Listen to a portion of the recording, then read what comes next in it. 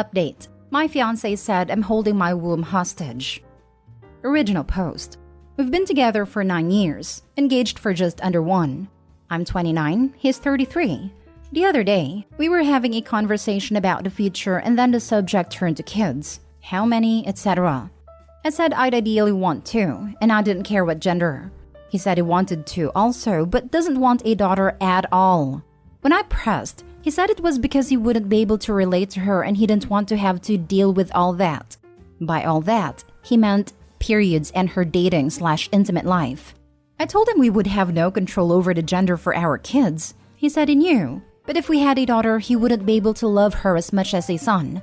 What? I wasn't having that. And I told him if that's the case, I'm not having kids with him. And he flew off the handle.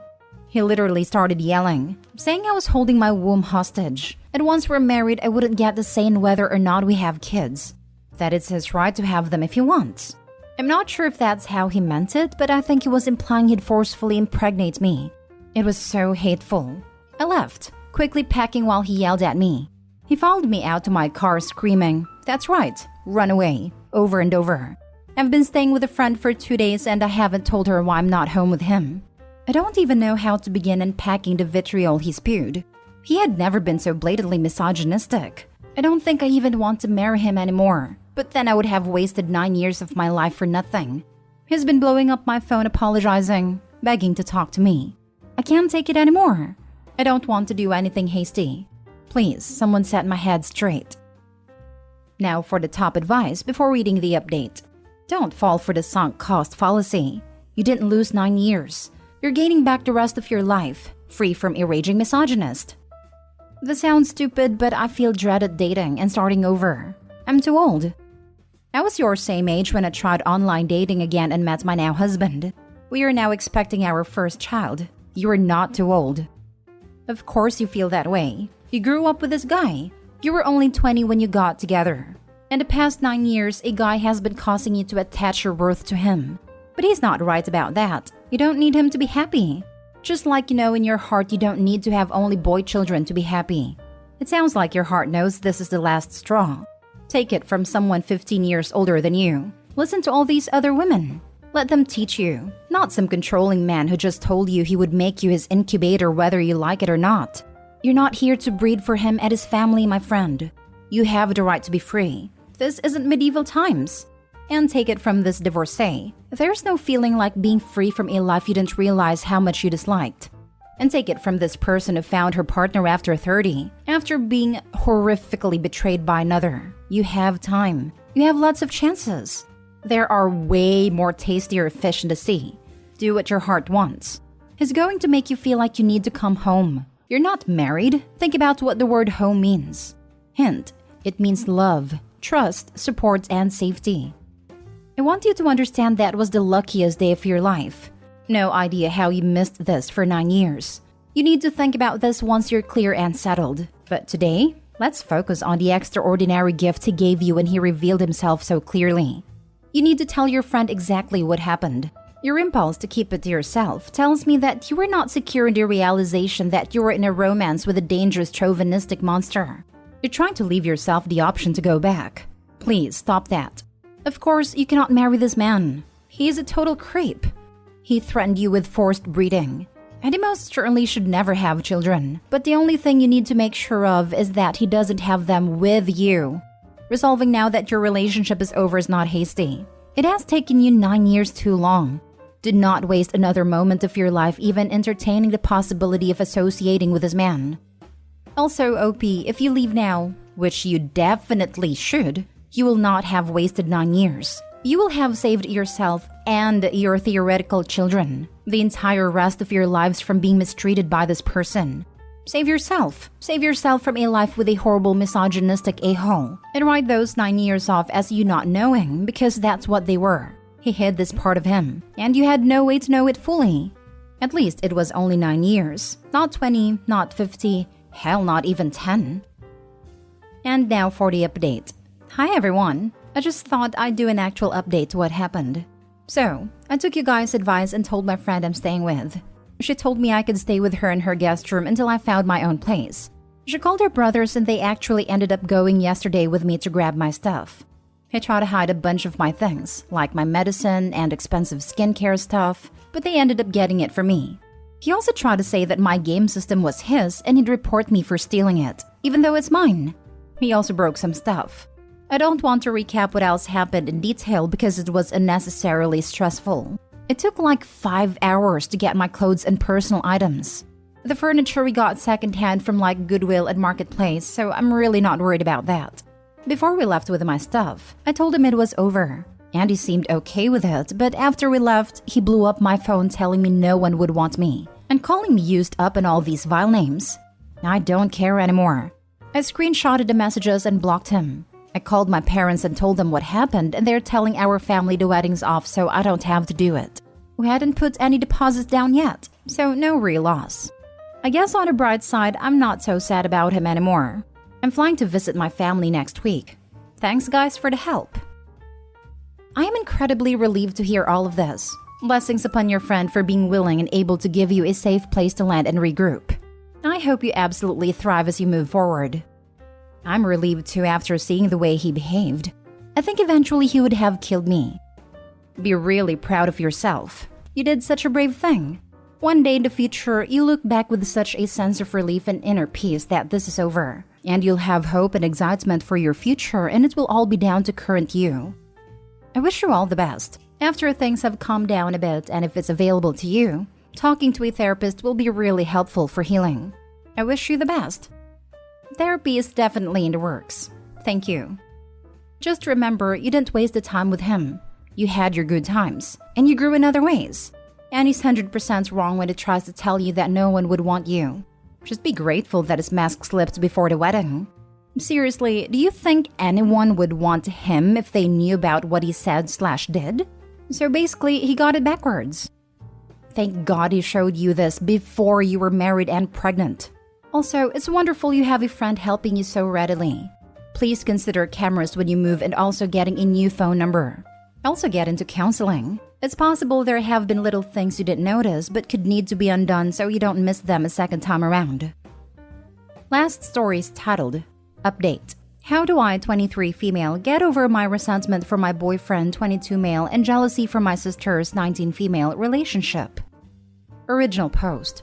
I've been dating my boyfriend Gerald for over a year now, and I'm realizing that we never really did anything during the relationship. Before lockdown, we'd go out to eat and watch anime at his place, but that's it. Now that I look back on it, we never really did anything special and he never did anything nice for me. Like, we went out to the boardwalk for a date I planned, but he wanted to spend it playing arcade games. When I suggested various rides we can go on, he chickened out and said that those kinds of attractions freak him out. Dates with him were just getting takeout and playing video games, or watching him at his friend's game. He has been faltering in other parts of his life lately. Lost job but shows no interest in applying for work. Does nothing but sleep or play video games, and he's gained like 50 pounds. Since we've been apart, I've grown to resent him for never taking the initiative. It feels like I never really had a relationship with him, that he's more of just a friend than a boyfriend. Meanwhile, my sister and my best friend are dating incredible guys. They're handsome, driven, and hardworking. They're proactive. They take them out and do fun stuff like hiking or picnics or even do Zoom chats. Instead of video games and TV, they're playing games and even just chatting. My sister is even planning on moving overseas to be with her dude. I want the kind of relationships they're having, but my boyfriend doesn't seem to get the picture no matter how many times I've tried to talk to him. And here I am, stuck with this guy that I just can't feel anything more than resentment. I want him to push himself and show that he actually gives a damn about things. But instead, he just sits on a couch with his eyes locked on the screen and I can't stand it anymore. How do I get over my resentment for my boyfriend? And if possible, how to rein in my jealousy? Sorry if it's a lot to ask. Now for the top advice before reading the update. And here I am, stuck with this guy. You're not stuck with anything. You're making a choice. How do I get over my resentment for my boyfriend? You dump him. He's exactly who you've known. He hasn't changed, and he won't. So dump him and raise your standards. Require and get better of the people in your life. Your jealousy will cease to exist. I wish that is easy, but everyone tells me that he's the best for me. And face it, I have Asperger's and no one wants to date an SP. Why are you stuck with him? You're not married. You have no kids together, or I think you would have mentioned that. dump him and find a new boyfriend. I feel like he is going to go into a tailspin and spiral into a worse mental state. This happened before after a good friend of ours died. And if we're going to be honest, I feel like I'm never going to find someone better. Everyone always tells me that.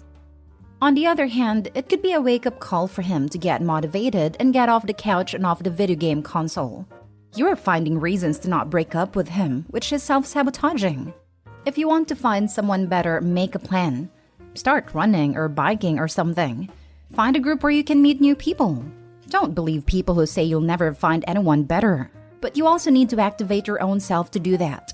If you allow yourself to believe that, it will become a self-fulfilling prophecy. Sweetheart, you'll never find anything better if you don't give anyone else the opportunity. You're young. This isn't the end of the road. Can you really imagine living the rest of your life being this unhappy? He has no motivation in life and you expect this man to marry you, have and raise children with you, be able to support your family. I dated a guy like this in high school, and when I was focusing on graduating, he was avoiding finishing school and growing into a functioning adult like the plague. I fully believe he expected me to carry the relationship, make the money, and raise a family all on my own after we graduated.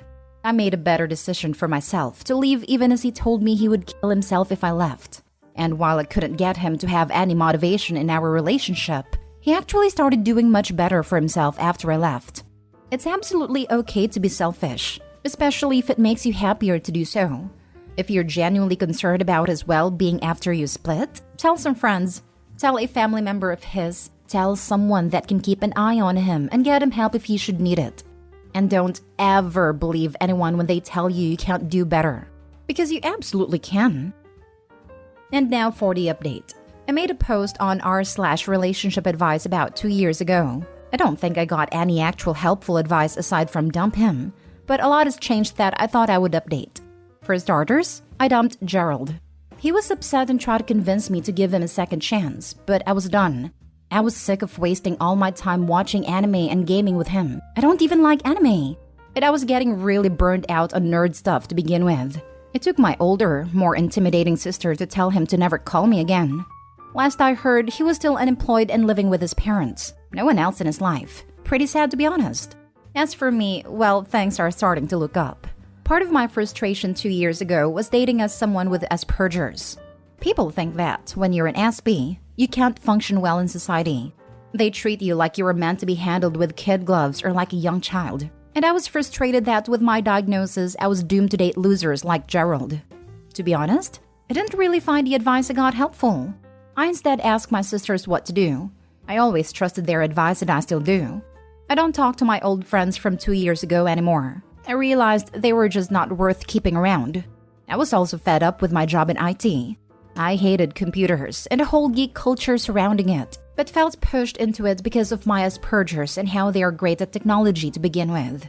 It made good money, but what's the point of having that paycheck when you can't enjoy it? I had no real friends, a boyfriend I resented, a job that I was crying every time I thought about it.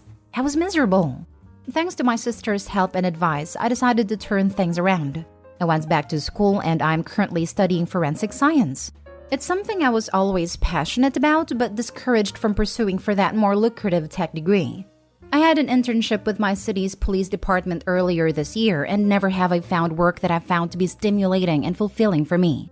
I love hanging out with my friends I made. We share a dark humor that can brighten the grimmest of cases. I can actually talk to them about the things that interest me, like historical cold cases and anatomy and bizarre illnesses. And I am in a happy relationship. It's with someone I met in one of my classes and we complement each other so well. Never have I felt so content to be with someone. We have a date later tonight and are making plans to move in together. All in all, I will say this is a chapter of my life I consider closed. Me from 2 years ago will be happy to know that I am thriving now. It's weird she thinks she didn't get good advice when they said dump him. It was the right option, and what she ended up doing. It was literally the only solution to, how do I get a relationship I want with someone who doesn't want the same kind of relationship? Maybe listening to her sisters say what everyone else said was crucial, especially since the sisters could elaborate and be more specific. I'm happy she had real-life support and smart sisters. Yep, and side note, Gerald definitely had some untreated mental health issues. Hopefully gets help. Doesn't sound like it though. I might be seeing patterns that aren't there, but there seem to be just as many men who think the right woman will fix or put up with him, instead of a therapist where they have to put in work, as there are women who think they can fix a man. Well, she seems very judgmental and unpleasant to be around. Glad things worked out for her. For real, it sounds like they just had different personalities, but she basically just chat on him. The only illusory quality was he didn't try to find a job. But I'm pretty sure the original post was written around the height of the pandemic, so that could easily explain it.